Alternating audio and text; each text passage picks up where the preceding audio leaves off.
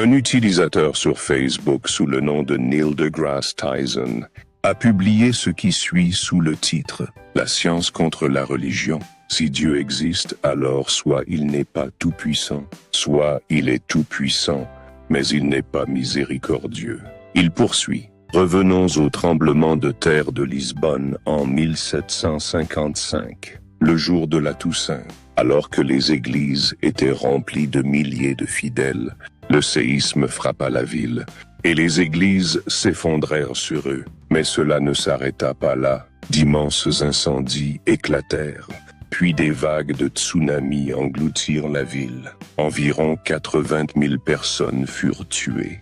Parmi elles des femmes et des enfants, ni des criminels, ni des soldats, mais des gens en prière. Donc si ce qui est arrivé était hors de la volonté de Dieu, alors il n'est pas tout-puissant. Et si cela s'est produit par sa volonté, comment concilier cela avec l'idée d'un Dieu qualifié de miséricordieux et juste?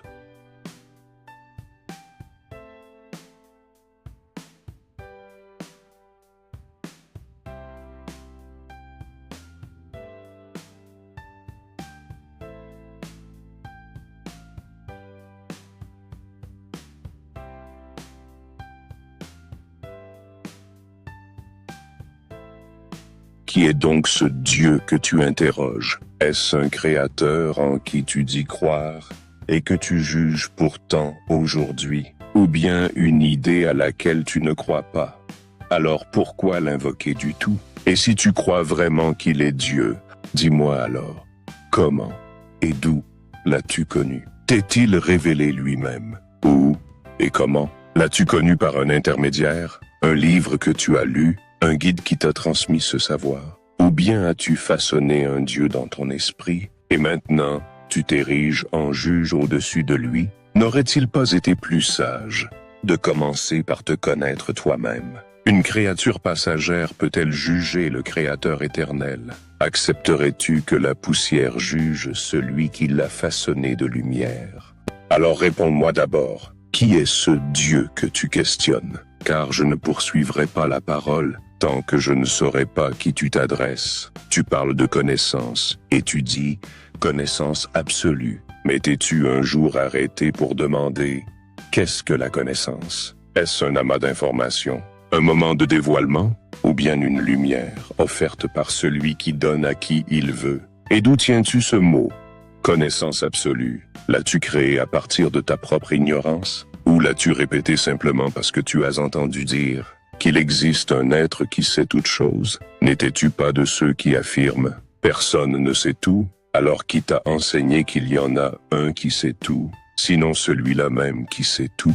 Tu as projeté sur ton Dieu le poids d'un événement cosmique, puis tu as prononcé des jugements sur des choses dont tu ne sais rien. Mais tu as commis pire encore, tu as attribué à Dieu ce qui est en toi. Tu lui as prêté ta propre impuissance, car tu ne vois rien au-delà de toi-même. Tu l'as vêtu de ton injustice, car tu n'as jamais vu que ton ombre. Tu as regardé le séisme, et tu as dit, où est sa miséricorde? Où est sa justice? Mais t'es-tu seulement demandé, qui es-tu, toi, pour mesurer la miséricorde? Pour juger l'Éternel selon les critères des mortels? Et ainsi, je ne m'adresse pas qu'à toi, mais à ceux qui auraient dû répondre avant moi, les hommes de foi, ceux qui croient en l'éternité de Dieu et en sa toute-puissance. Où êtes-vous? N'est-ce pas votre devoir de guider celui qui questionne, d'éveiller son cœur avant que son esprit ne se referme, de défendre votre Seigneur lorsqu'il est évoqué comme un simple homme?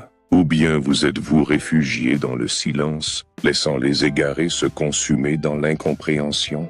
N'est-ce pas là, au plus profond de votre mission, le devoir d'éclairer une telle âme? Ne vous lèverez-vous pas, pour Dieu,